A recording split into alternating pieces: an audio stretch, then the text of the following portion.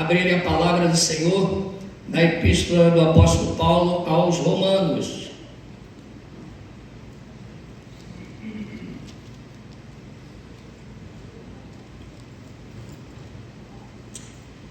Eu estava ansioso para poder pregar aqui esta palavra, essa mensagem.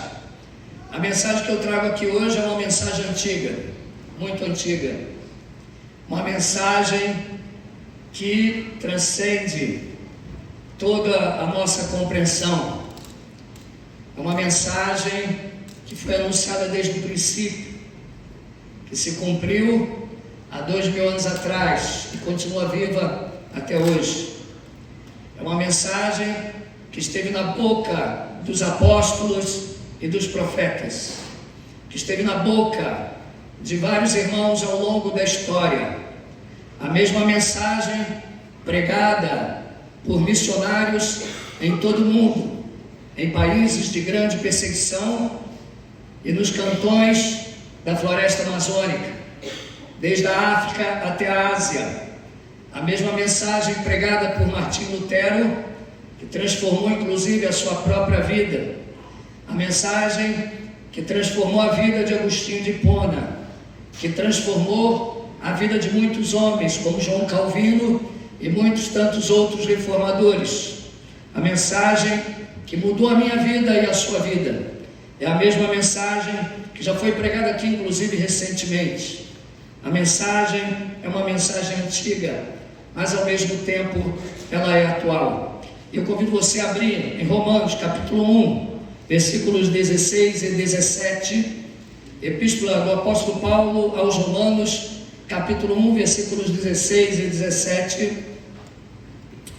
Assim está escrito: pois não me envergonho do Evangelho, porque é o poder de Deus para a salvação de todo aquele que crê, primeiro do judeu e também do grego, visto que a justiça de Deus se revela no Evangelho, de fé em fé, como está escrito: o justo viverá por fé. Eu também quero orar. Pastor Lucas orou por mim. Eu quero orar em agradecimento também a Deus. Feche seus olhos, curve a sua cabeça e oremos. Senhor, eu quero nesse momento agradecer pela oportunidade de pregar, agradecer pela alegria que o Senhor coloca em meu coração de estar em minha igreja, a nossa igreja, a igreja que foi lavada pelo teu sangue, o sangue do teu Filho Jesus, a igreja que foi comprada por Jesus Cristo, para ti, ó Deus, ó Pai. Ó Senhor, nós te louvamos, agradecemos, obrigado, Senhor, que o Senhor me dê graça para pregar esta mensagem até o fim, e que os irmãos sejam edificados por ela, em nome de Jesus Cristo. Amém. Os irmãos podem se assentar. Na verdade, o texto que nós lemos faz parte da introdução à epístola de Paulo aos Romanos. A introdução de toda a carta, ela vai do capítulo 1, versículo 1 até o versículo 17, que culmina, ela vai evoluindo o pensamento dentro desta introdução, culminando com o tema da própria carta, que é o Evangelho. O Evangelho é o tema desta carta, mais especificamente a justificação pela fé. Eu seguirei os seguintes passos aqui neste sermão, e eu peço a você que me acompanhe ao longo da pregação nesses passos. Primeiro, faremos uma introdução, depois veremos Paulo, o mensageiro de Deus. Paulo é o mensageiro do Senhor aqui nesta carta. Terceira parte, ele é separado para o Evangelho. Paulo, ele não é apenas um mensageiro qualquer, mas ele é um mensageiro do Senhor separado para o Evangelho. No quarto ponto, o Evangelho diz respeito ao Filho de Deus. Então, marque bem, o Evangelho não é qualquer boa notícia comum, mas ele diz respeito ao Filho de Deus. Este Evangelho foi pregado aos gentios. Esse é o quinto ponto, inclusive a nós. O Evangelho foi anunciado. Depois Paulo faz uma saudação e uma oração de ação de graças, que também tem muito a falar conosco. Depois, o tema da carta, que é o próprio Evangelho. falaremos sobre o Evangelho. E por fim, uma conclusão e uma aplicação.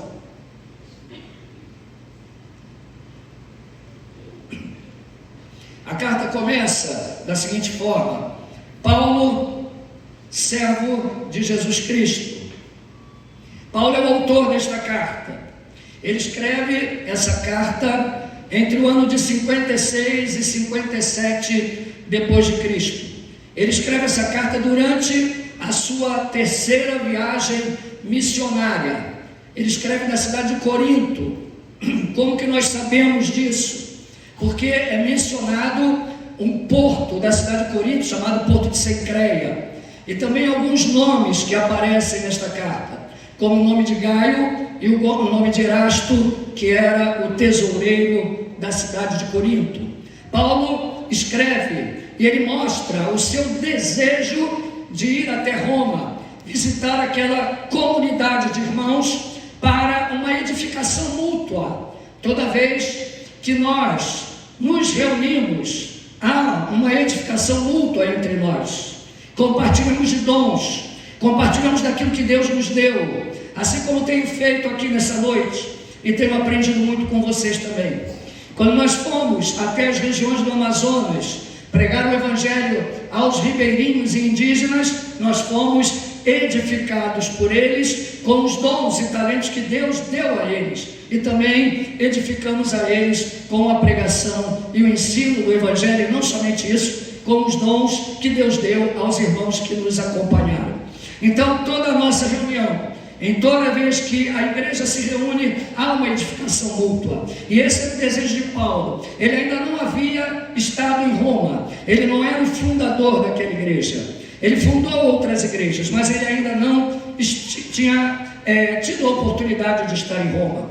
E de Corinto ele escreve essa carta, manifestando o seu desejo de ir lá e compartilhar o Evangelho com eles. Embora os crentes de Roma já conhecessem o Evangelho, era desejo de Paulo compartilhar o Evangelho com eles, falar do Evangelho de uma forma mais profunda com os irmãos ali em Roma. Então Paulo manifesta esse desejo na carta. Ele se apresenta como Paulo. Esse nome não é o nome original do apóstolo. O apóstolo se chamava Saulo. Ele era conhecido como Saulo de Tarso. Esse é o seu nome romano. A palavra Paulo significa pequeno. E Paulo não é à toa que se apresenta e faz questão de usar este título, este nome. Ele se considerava pequeno. Na verdade, ele se apresenta aqui como servo. Paulo, ele é o servo. E a palavra usada aqui no grego é doulos. Não é um servo qualquer, é um escravo dos escravos. Ou seja, é um escravo que faz as piores tarefas, vamos assim dizer, as tarefas que ninguém deseja fazer. Por exemplo, quando você está numa reunião de família e alguém diz a você lá do hospital, liga e fala: olha, você poderia avisar a fulano de tal que o seu marido acabou de falecer no hospital. Ninguém gosta de levar essa notícia. Notícias ruins ninguém gosta de dar. É difícil dar esse tipo de notícia. Não é qualquer um que é preparado para isso. O servo dos servos é aquele que faz o serviço que ninguém gosta de fazer, que muitas vezes é considerado um serviço indigno. Eu trabalhei 30 anos na escola de especialistas de aeronáutica. E na escola de especialista existe um setor próprio chamado prefeitura. É uma prefeitura dentro da escola, uma subprefeitura. E lá existem muitos empregados, muitos servos. E eles trabalham na manutenção das casas. Quando dá um problema nas casas, eles vão até aquela casa fazer a manutenção. Mas existem certos tipos de serviço que o pessoal não gosta de botar a mão. E um serviço bem chato e nojento, que dá até arrepio nas irmãs, é abrir a caixa de esgoto. Limpar a caixa de esgoto e caixa de gordura ninguém gosta de fazer. Mas tem um servo lá na escola, o nome dele é Eli, e esse irmão, inclusive é um irmão, ele já é idoso, ele não tem caixa de esgoto e caixa de gordura que ele não seja chamado para limpar. Ele faz aquele serviço com maior naturalidade, e ele vai mexendo no esgoto, as baratas vão subindo nele, eu já vi isso, as baratas vão subindo, e ele continua conversando, pega a barata com a mão, tira, a outra barata vai subindo, ele pega, a outra entra dentro da roupa, ele pega, tira. Ninguém gosta de limpar esgoto, mas o Eli, ele vai lá e limpa, e o pessoal já até aproveita, né? É o que? Caixa de gordura, esgoto, pede para ele ir lá, e ele vai lá e resolve. Ele é aquele tipo de servo que faz o que ninguém gosta de fazer. Entre pastores, muitas vezes, existe também aquele tipo de serviço também que nem todos os pastores gostam de fazer. É quando você tem que repreender alguém, chamar a atenção, dizer que ele vai ser disciplinado. Muitas vezes é um serviço não muito agradável. E geralmente vai lá o pastor presidente fazer esse tipo de serviço. O servo dos servos é aquele que é chamado para os serviços que aparentemente são serviços indignos. Em 1 Coríntios, o servo dos servos também é chamado de operetes. É aquele que é o remador da parte mais baixa. A palavra traduzida para ministro é operete, o remador da parte mais baixa do navio. Imagine um navio de 3 andares. O remador que fica no terceiro andar, no térreo, no andar mais baixo, é o que faz mais força, é o escravo dos escravos. Você vê muito isso em filmes, onde aquelas embarcações antigas têm vários andares de remadores, e os escravos que sofrem mais são os que ficam na parte de baixo. O apóstolo Paulo aqui, Paulo, o pequeno, ele é o servo, ele é o remador da parte mais baixa, ele é o escravo dos escravos, mas ele não é o escravo de homens, ele não é escravo de pessoas, ele é o servo de Jesus Cristo. Ele serve ao seu Senhor, o Senhor que deu exemplo a ele. A palavra usada para servo é a mesma usada em Filipenses, quando diz que Jesus tomou a forma de servo, e na forma de servo ele humilhou-se a si mesmo, sendo obediente até a morte, e morte de cruz. O nosso Salvador, o nosso Rei, que é Deus, 100% Deus, ele se fez 100% homem, mas tomou a forma de servo, o escravo dos escravos, aquele que se humilhou, aquele que humilhou a si mesmo, por amor de cada um de nós. Por isso Paulo inicia esta carta com muita humildade, se colocando como o pequeno escravo do Senhor Jesus. E ele continua, chamado para ser apóstolo. Ele não é só o servo, ele é o servo do Senhor, mas ele é chamado, ele recebe um chamado eficaz do Senhor, um chamado que o retirou do império das trevas e o trouxe para o reino do Filho do seu amor. Quando ele estava no caminho de Damasco, quando ele era um perseguidor da igreja, Deus o chamou, e ele recebe um chamado para ser um mensageiro do Senhor. A palavra apóstolo literalmente significa um mensageiro. Então Paulo, ele é separado por Deus, ele é chamado por Deus para uma mensagem importantíssima, e como escravo ele está ligado à mensagem do seu Senhor. Ele é fiel à sua mensagem, ele é o apóstolo, ele é aquele que leva a mensagem. Em um sentido geral, todos nós aqui presentes somos apóstolos do Senhor. Você é um apóstolo do Senhor, no sentido geral da palavra, porque você foi chamado não para ficar dentro da igreja, não para ficar aqui sentado, só ouvindo, se alimentando, sem compartilhar, mas você foi chamado para ser um mensageiro, um mensageiro que tem uma mensagem que pode mudar as vidas, a mensagem do Evangelho. Você é o mensageiro do Senhor. Mas a palavra apóstolo, ela também é utilizada num termo técnico, e é esse termo que é usado aqui mais propriamente. Ele é um mensageiro no sentido geral, mas ele é um mensageiro por ofício. Aí, como mensageiro por ofício, só existem esses apóstolos da Bíblia. Valdomiro Santiago não é um apóstolo, ele é um falso apóstolo, ele é um apóstata, ele é um herege. Edir Macedo não é um apóstolo, Agenor Duque não é um apóstolo, muito menos apostilas existem.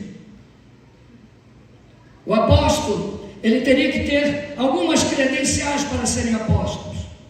Eles deveriam ter visto o Senhor. E o apóstolo Paulo, ele viu o Senhor ressurreto. Um apóstolo deveria ter visto Jesus ressurreto e glorificado. E Cristo apareceu para o apóstolo Paulo no caminho de Damasco. Paulo mesmo se coloca como alguém indigno. Ele diz: por último, ele apareceu a mim como um nascido fora do tempo, porque eu não sou digno de ser chamado apóstolo, porque persegui a igreja de Deus, mas pela graça de Deus eu sou o que sou, e a graça de Deus não trabalhou em vão em minha vida. Então Paulo, ele recebe esse chamado direto do Senhor, que é a segunda credencial. Ele viu o Senhor ressurreto, mas ele também recebeu direto de Cristo o chamado apostólico. Portanto, não existem mais apóstolos hoje. Paulo, ele viu o Senhor, ele foi chamado para o ministério apostólico e recebe uma incumbência de lançar o fundamento até os gentios. E essa incumbência ele recebe do próprio Senhor Jesus Cristo. Portanto, Paulo, ele é o mensageiro de Deus, mas ele é separado para o Evangelho. Diz aqui o capítulo 1, versículo 1, Paulo, servo de Jesus, chamado para ser apóstolo, separado para o Evangelho de Deus. Não só ele é chamado para o apostolado, mas ele é separado. E a palavra separado, ela significa ser santificado. O sentido original aqui é de que aquele que é santificado, ele é separado para o uso do Senhor. Ele é separado para alguma coisa, para ser usado para uma utilidade. Este templo, ele é santo. Esta igreja, onde nós estamos, falando aqui do templo mesmo, a estrutura, ela é santa, mas ela não é santa porque ela é melhor do que as outras igrejas em termos estruturais. Talvez existam igrejas maiores do que essa e bem mais estruturadas do que essa. Mas o que faz este templo ser santo é a utilidade, é o serviço que é feito aqui. Aqui neste lugar é pregada a mensagem. Aqui neste lugar o nome do Senhor é glorificado. Então o que torna um lugar santo não é o lugar em si, mas é para o que ele serve, o seu propósito de uso. Então este lugar, ele se torna santo, não por sua beleza, não por causa de riqueza alguma, não por causa de um som muito bom, mas esse lugar, ele só é santo por causa da mensagem que é pregada aqui, por causa da sua utilidade, de edificar vidas, de servir ao reino, de glorificar a Deus. Esta igreja reunida, ela é santa porque ela anuncia o Evangelho, porque ela traz edificação mútua, porque o Espírito Santo habita nela. Nós somos santos por causa daquele que habita em nós, por causa do propósito de Deus ao nos separar como igreja. Paulo, ele era separado, e ele era separado não porque ele merecia. Aliás, ele perseguia a igreja. Aliás, ele era um pecador. Aliás, ele pegava os santos e os arrastava para os tribunais e os arrastava para serem torturados e mortos. Paulo sabia que não havia nada de bom nele, para que Deus o escolhesse. Paulo sabia que não havia nada de bom nele para que ele fosse chamado por Deus, mas Deus o chamou no meio desta humanidade para o Evangelho, e isso é que torna o mensageiro importante.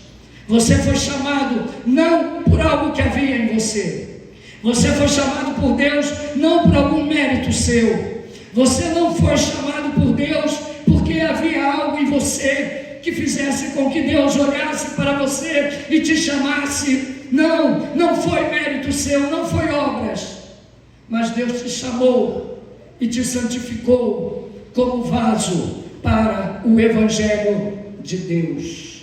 Então Paulo, ele é o apóstolo, ele é chamado para o Evangelho de Deus. Esse Evangelho, versículo 2, foi por Deus outrora prometido por intermédio dos profetas nas Sagradas Escrituras. O Evangelho não é uma novidade, o Evangelho não é um plano B. Deus não fez um plano que deu errado, Deus não fez um plano que não deu certo, e aí Ele mudou o plano e fez o Evangelho.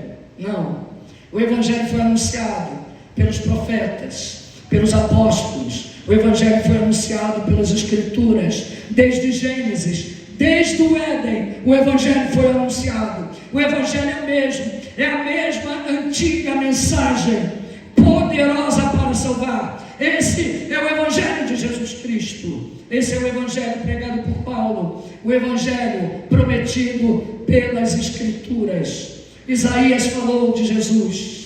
Em Isaías, ele é um servo sofredor.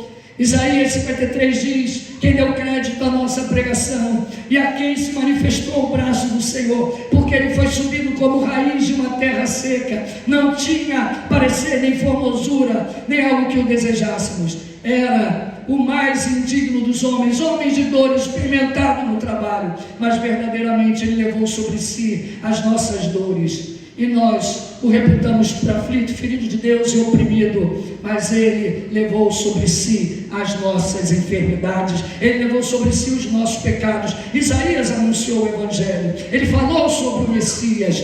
O livro de Salmos falou sobre o Messias. Quando Jesus estava andando no caminho de Emaús, e aqueles dois discípulos estavam comentando sobre as coisas que aconteceram em Jerusalém, sobre a crucificação do Senhor, Jesus aparece no meio deles e começa a caminhar com eles. E Cristo fala para eles: honestos e tardios em entender tudo aquilo que as Escrituras falam por meio dos profetas e dos salmos. A Escritura falava de Cristo, e Cristo começa a falar de si próprio usando as Escrituras. O Evangelho não é uma novidade, o Evangelho não é um plano B. Ele foi anunciado no passado, ele se cumpriu em Cristo, foi anunciado pelos apóstolos, e é esse mesmo Evangelho de 2000 anos que você está ouvindo aqui nessa noite, o Evangelho de nosso Senhor e Salvador Jesus Cristo. O mesmo Evangelho, ele é prometido nas Escrituras. Meus amados irmãos, se eu chegar para vocês aqui e disser: eu vou profetizar algo, conforme muitos doidões andam fazendo por aí. Olha, eu vou profetizar que vai chover na terça-feira. Pode ser que aconteça de chover, mas pode não chover.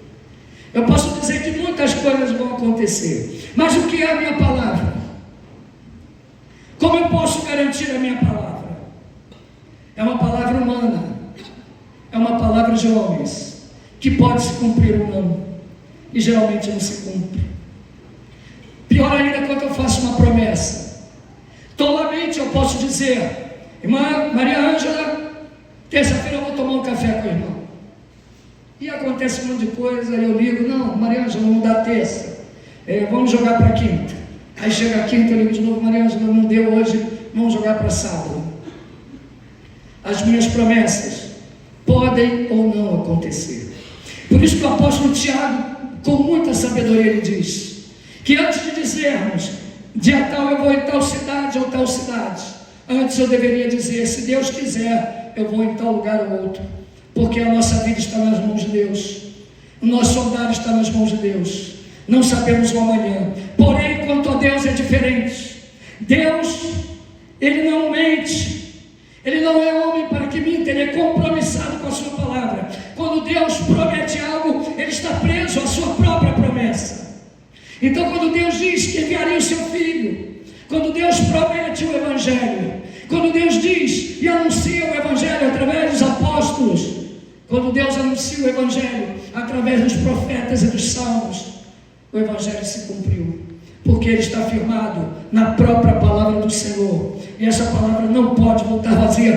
Deus é fiel à sua palavra.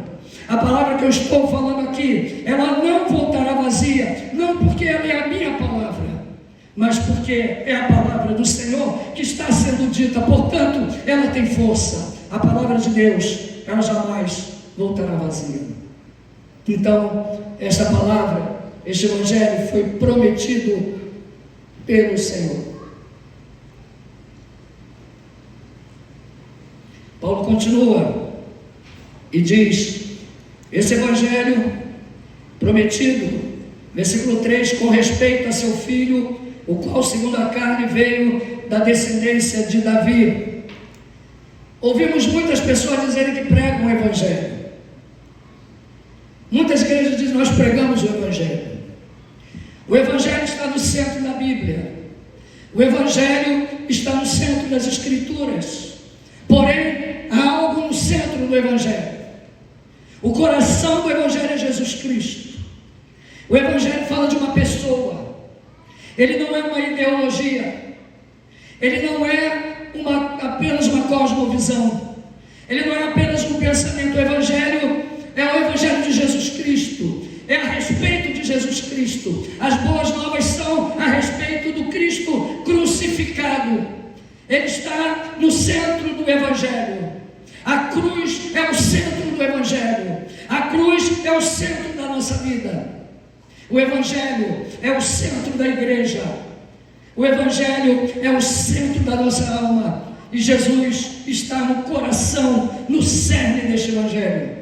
Então o Evangelho diz respeito ao Filho de Deus. Subir ao púlpito e contar lorotas não tem sentido. Falar coisas que não tem nada a ver não tem sentido. Fazer pecinhas de teatro perdendo um tempo precioso não tem sentido.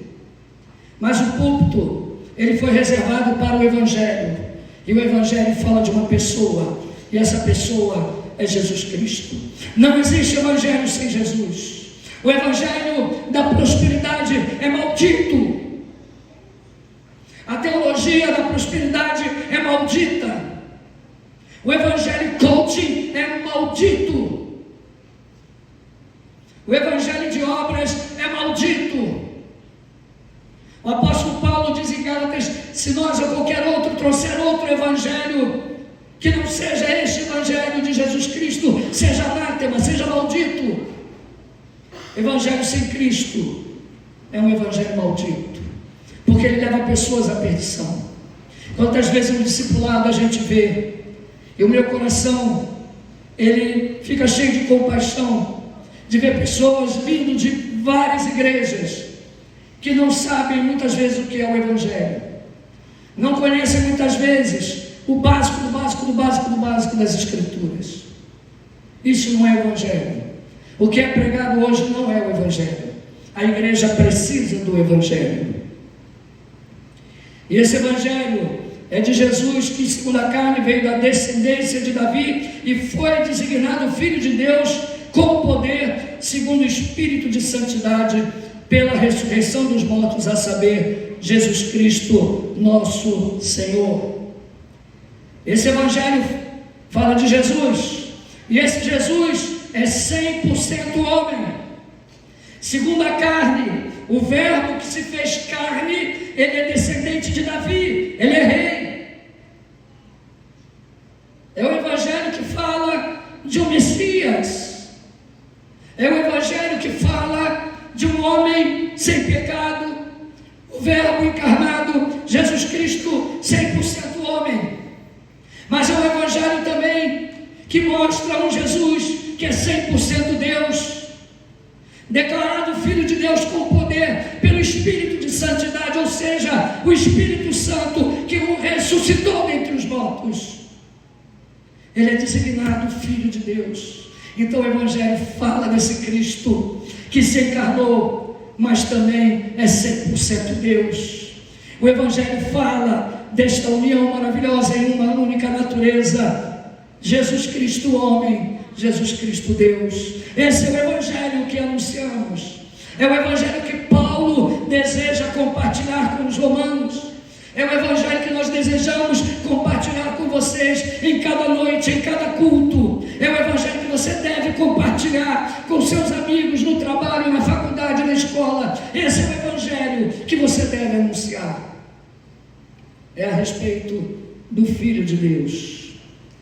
Versículo 5. É o Evangelho que foi anunciado aos gentios, por intermédio de quem viemos a receber graça e apostolado, por meio do seu amor para a obediência por fé entre todos os gentios, de cujo número sois também vós, chamados para seres de Jesus Cristo. Esse Evangelho, ele comunica a graça. Esse Evangelho traz a graça da salvação. O Cristo que nos substituiu na cruz, o Cristo que deu a vida por mim, o Cristo que deu a vida por você.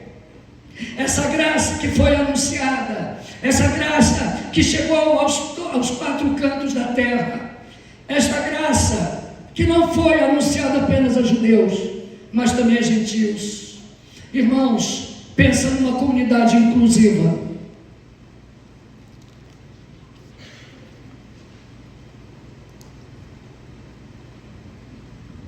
Pensou? Falamos tanto de inclusão, mas nós falamos de inclusão num sentido errado. A igreja é a comunidade mais inclusiva que existe.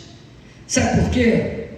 Aqui tem ex-tudo, tem ex-bandido, tem ex-homossexual, tem ex-lésbica, aqui tem homem, tem mulher, tem negro, tem branco, tem sábio, tem douto. Essa é a beleza da igreja. A igreja, através do Evangelho, ela chama a todo tipo de pecador, ela chama todo tipo de pessoas, ela chama aqueles que são os mais indignos, ela chama aqueles que você não daria nem conta, não daria nada pelaquela pessoa. A igreja é a comunidade que teria tudo para dar errado se não fosse o poder de Deus e o Evangelho. Imagine reunir tanta gente diferente no mesmo lugar: pobres, ricos, universitários, analfabetos. A igreja é uma comunidade maravilhosa. Essa igreja onde nós estamos, ela é maravilhosa pelo aquele que age aqui em nosso meio, pelo Espírito que aqui está presente, pelo poder do Evangelho que transforma os mais vis pecadores. Eu lembro, tem coisas que só acontecem na igreja. Eu lembro quando nós estávamos trabalhando para construir esse templo, e aqui no multirão tinha dois irmãos, e esses dois irmãos estavam chorando no dia do multirão. E eu perguntei o que houve. Aí um deles falou assim: olha, pastor, eu fiquei 7 dias sem comer, escondido. Eu era ladrão, bandido, viciado. Fiquei 7 dias escondido aqui na cidade, e a polícia atrás de mim. Eu falei: sim, irmão, e aí? E aí o outro irmão: e eu era designado para eliminar esse homem. Eu era policial. Eu passei 7 dias atrás desse cara, ele morrendo de medo e eu atrás dele. E agora nós estamos aqui, passando concreto um para o outro, no meio dessa construção. Só o Evangelho faz isso. Só o Evangelho une aqueles que antes eram inimigos. Só o Evangelho tem poder para fazer isso, juntar em um só corpo e, acima de tudo, trazer a paz àqueles que eram inimigos de Deus. Esse evangelho foi anunciado aos gentios. Paulo diz: eu gostaria de anunciar também a vocês que foram atingidos por essas graças. Vocês foram atingidos por essa mesma graça, todos vocês que estão aqui. Agora Paulo passa a fazer uma saudação e uma oração de ação de graças. Ele diz aqui no versículo 7: a todos amados de Deus que estáis em Roma, chamados para ser santos, graça a vós outros e paz da parte de Deus nosso Pai e do Senhor Jesus Cristo. O Evangelho, ele comunicou graça, mas ele custou caro. Ele custou caro. E nós fomos chamados não para vivermos como vivíamos antes. Nós não fomos chamados para vivermos da forma que nós vivíamos, mas nós fomos chamados para sermos santos. O Evangelho não apenas é a mensagem da nossa boca, mas é a nossa própria vida. O Evangelho deve refletir a nossa vida. Versículo 8: primeiramente dou graças a meu Deus, mediante Jesus Cristo, no tocante a todos vós, porque em todo o mundo é proclamada a vossa fé, porque Deus, a quem sirvo em meu espírito no Evangelho de seu Filho, é minha testemunha de como incessantemente faço menção de vós em todas as minhas orações, suplicando que em algum tempo, pela vontade de Deus, se me ofereça boa ocasião de visitar-nos. Paulo agradecia a Deus pela vida deles. Ele ouviu falar da fé que os romanos tiveram em Cristo. Ele ouviu falar que o Evangelho chegou até lá. Não foi ele o primeiro a pregar aos cristãos ali em Roma. Ele não foi o fundador daquela igreja, mas ele ouviu falar que aqueles irmãos foram atingidos pelo mesmo Evangelho. Irmãos, como é bom saber que existem irmãos em vários cantos que professam a mesma fé que nós professamos. Como foi bom estar indo em Magé na semana passada, num lugar tão distante, para conhecer uma comunidade de irmãos tão fiel também, que recebeu o mesmo Evangelho de nosso Senhor Jesus Cristo. Como é bom chegar até a África e ouvir daqueles homens bonitos pés de que lhe conta contas boas novas, bonitos pés daqueles que anunciam as boas novas, o Evangelho. O Evangelho chegou à África, o Evangelho chegou aos ribeirinhos, o Evangelho chegou a Magé, chegou nas comunidades Jardim Carioca, no Rio de Janeiro. O Evangelho chegou nesta pequena cidade em Guaratinguetá. É o mesmo Evangelho, e nós agradecemos a Deus pela vida de cada irmão. Irmãos, é um pecado grave quando nós não agradecemos a Deus pela obra que Ele tem feito na vida dos irmãos. Você parou para agradecer pelo que Deus fez na vida do irmão que está ao seu lado? Você já agradeceu a Deus pelo pastor, os pastores da sua igreja, pelos diáconos que servem a Deus, pelo louvor que toca e conduz a adoração? Você já agradeceu pela salvação de cada irmão, de cada novo convertido, de cada novo membro? Paulo fazia isso, e ele fazia isso incessantemente. Quando ele sabia que essa mensagem chegou a alguém, ele dava ações de graças e louvava a Deus incessantemente. E ele tinha o desejo de ver esses irmãos, o desejo de estar juntos, o desejo de compartilhar o Evangelho. Esse deve ser o nosso desejo também. Versículo 11: porque muito desejo ver-vos, a fim de repartir convosco algum dom espiritual, para que sejais confirmados, isto é, para que em vossa companhia reciprocamente nos confortemos por intermédio da fé mútua, vossa e minha. Porque não quero, irmãos, que ignoreis que muitas vezes me propus ter convosco no que tenho sido até agora impedido, para conseguir igualmente entre vós algum fruto, como também entre outros gentios. Paulo, ele está desejoso de compartilhar desses dons.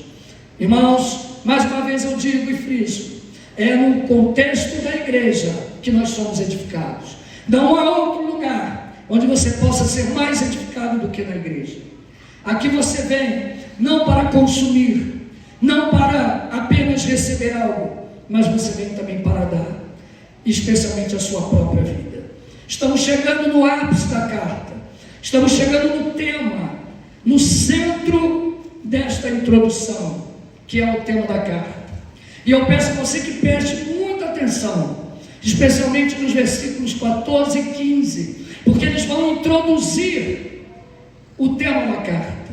Paulo, ele aqui diz o seguinte: pois sou devedor, tanto a gregos como a bárbaros, tanto a sábios como a ignorantes. Por isso, quando está em mim, estou pronto a anunciar o Evangelho também a vós outros em Roma. Paulo era o devedor. Ele se considerava um devedor.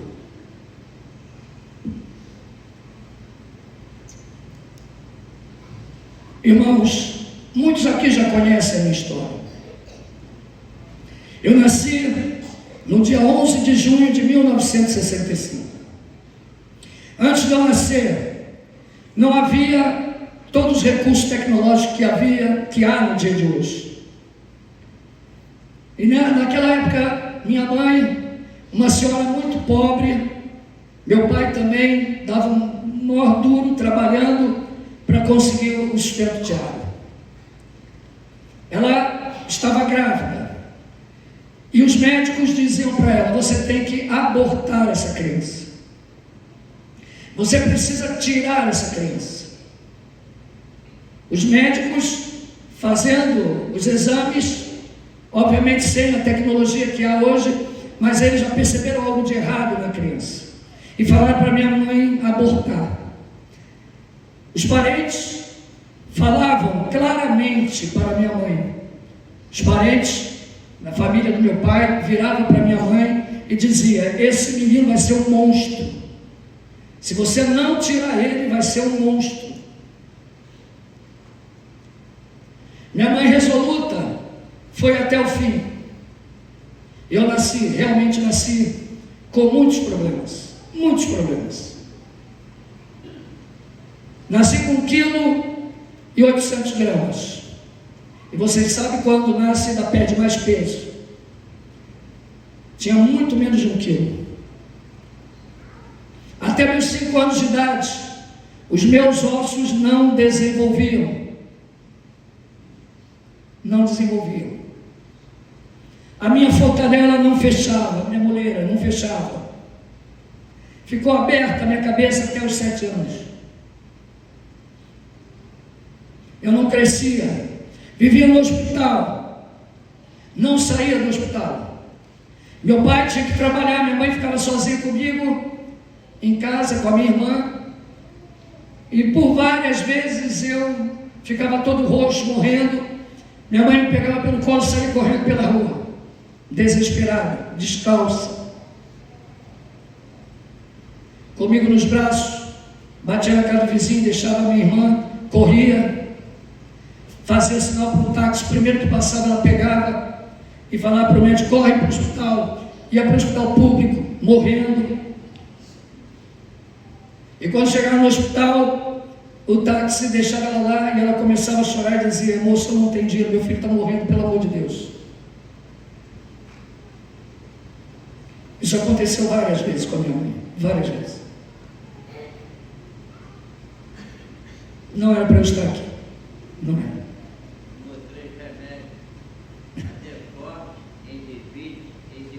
Ali está o meu pai falando dos remédios que eu tomava. Não desenvolvia os meus ossos. Minha mãe corria para o hospital, às vezes particular, em bom sucesso, mas não tinha dinheiro. E os médicos ficavam com pena. Até que surgiu um médico, e eu creio que foi Deus que conduziu minha mãe até ali. E eu lembro o nome desse médico até hoje, Dr. Morão Neto. Esse médico era especialista em urologia, nefrologia, e ele começou a se interessar pelos meus problemas, desconfiou que era rins, e começou a fazer pesquisa, descobriu que eu tinha uma síndrome, que eu não absorvia cálcio. E aí começou o tratamento com medicamentos, o rim passou a absorver 1 terço, 2 terços, até normalizar. Só que aí eu perdi mais ou menos uns 8 anos de desenvolvimento da minha vida. Por isso que eu sou pequenininho. mas aprove a Deus me deixar vivo. Passou o tempo, fui estudar no Colégio Pedro II, depois passei no vestibular da SES Gran Rio, fui para a Universidade de Santa Úrsula, e ali eu ficava com pena do meu pai trabalhando, a faculdade era particular, resolvi fazer o concurso, fui para a Força Aérea, e ali na Força Aérea, eu pensei que não ia passar por causa da altura. Deus providenciou tudo para que eu entrasse. Foi um milagre. Ali, durante algum tempo, ouvi o evangelho de algumas pessoas que pregaram para mim. Ouvi o evangelho do irmão Luiz Paulo, que era da PIB aqui de Guaratinguetá. Ouvi o evangelho pela boca do irmão Júlio César, da Igreja Assembleia de Deus de Belém. Ouvi o evangelho pela boca do irmão Juan Ramos, que era da Igreja Maranata, e muitos outros pregavam para mim. Irmão Barpe, saudade desses irmãos, até que um dia o Senhor, eu lendo a palavra de Deus em minha casa, Ele me resgatou, me salvou. E alguém que deveria estar morto, está aqui hoje, nesse púlpito. Eu olho para a trajetória da minha vida, e eu vejo que eu não sou digno de nada. Quantos livramentos de morte Deus me deu, quantas vezes o Senhor me resgatou das trevas, literalmente. E eu estou dizendo isso para dizer que eu sou um devedor. Eu devo algo ao meu Senhor, eu devo algo ao meu Cristo. Sempre serei devedor. Nunca terei nada a exigir desse Cristo, que deu a vida por mim e me amou, e me fez digno. Hoje eu entendo o que Paulo quis dizer aqui, quando disse: eu sou o devedor. Ele devia a Cristo, mas não somente a Cristo. Ele tinha uma dívida com gregos e judeus, porque o que ele recebeu de Cristo, o chamado que Deus lhe deu, ele era um devedor. Ele deveria anunciar também isso. Por isso que ele disse: eu estou pronto a falar também em Roma, eu estou pronto a falar na África, eu estou pronto a ir no Amazonas, eu estou pronto a ir na favela, eu estou pronto aonde Deus quiser que eu vá. Eu irei, porque eu sou devedor, e por mais que eu faça, sempre deverei. Pastor Luciano, você é um devedor. Fernanda, você é devedora. Stephanie, você deve algo. A graça foi de graça, mas ela nos constrange a enxergar que devemos algo. Devemos amor, devemos gratidão, devemos a nossa própria vida. Enquanto você não se achar um devedor, a sua boca vai ficar calada. Enquanto você não se achar um devedor, você vai ter vergonha do Evangelho. Enquanto você se achar muito bom, você não vai sentir que faltava algo, ainda falta algo em você. Eu sou um devedor. Minha esposa perdeu a mãe aos 10 anos de idade. Ficou jogada no orfanato.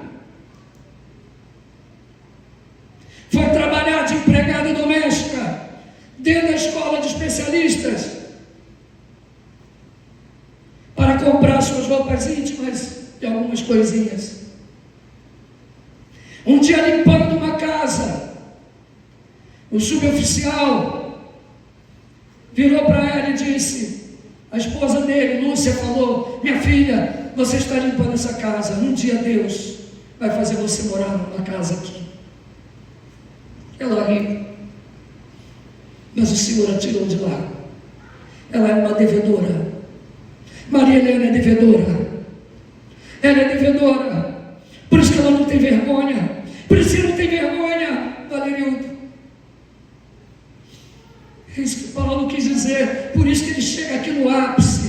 dizendo: eu sou um devedor. E aí ele vai falar do Evangelho. Pois não, me envergonho do Evangelho. A gente imagina, não me envergonha, tem gente que é tímido, não prega. Não é isso, é muito mais. Porque o Evangelho era uma vergonha. O Evangelho era uma vergonha. Um Salvador nu, pelado na cruz, sangrando. Era uma vergonha. Uma mensagem que era uma vergonha. Paulo diz aos Coríntios: os gregos pedem sabedoria. Que sabedoria há em um homem na cruz pendurado, sangrando? Que sabedoria é essa? Os judeus, eles acham uma maldição, porque a lei dizia: maldito aquele que for pendurado no madeiro. O Cristo pendurado na cruz era uma maldição para os judeus, uma vergonha, um nojo. Para os gregos, uma tolice. Os romanos, Paulo diz que para os romanos ligavam para o poder. Os romanos adoravam os generais, seus comandantes, sua força. Que força há num homem agonizando na cruz? Mas Paulo diz: o Cristo sangrando é a sabedoria de Deus. É a sabedoria de Deus para nos salvar. O Cristo na cruz é o poder de Deus. O Cristo na cruz é aquele que nos substitui e leva sobre si toda a maldição da lei.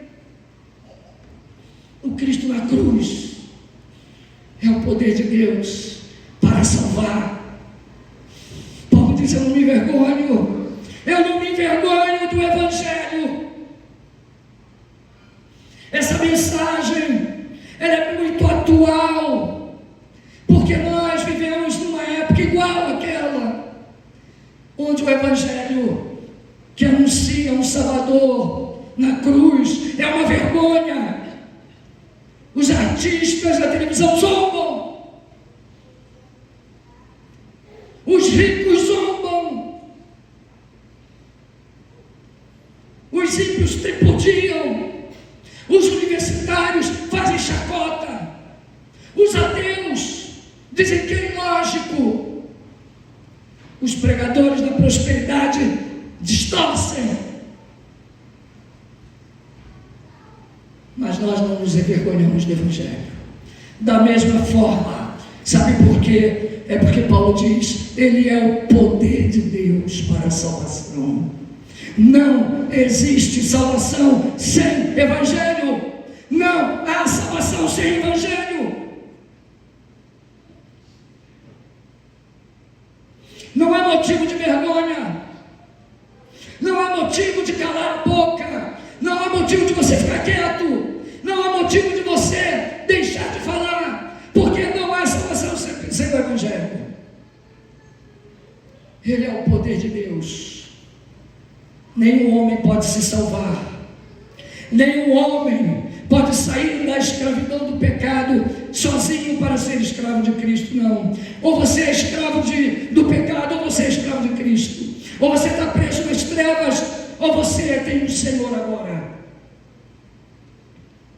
Nenhum homem pode salvar a si próprio, mas o Evangelho é o poder de Deus para a salvação. Ah, se você soubesse disso. Ah, se você levasse isso a sério, você passaria a pregar o Evangelho.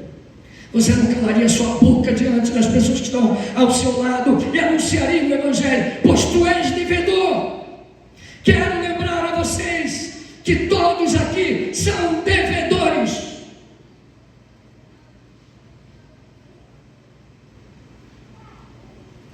O Evangelho é o poder de Deus para a salvação de todo aquele que crê. Lógico, ele não vai salvar aquele que não crê. O Evangelho é anunciado a todos, mas ele é eficaz sobre aquele que crê. Ele é o poder de Deus para a salvação de todo aquele que crê. Primeiro do judeu e depois do gentio, porque ele foi anunciado primeiro aos judeus, mas chegou também aos gentios. E esse Evangelho, ele revela algo. O Evangelho, estamos encerrando, visto que a justiça de Deus se revela no Evangelho de fé em fé, como está escrito, o justo viverá por fé. Esse Evangelho que nós anunciamos, ele revela a justiça de Deus. O que é a justiça de Deus?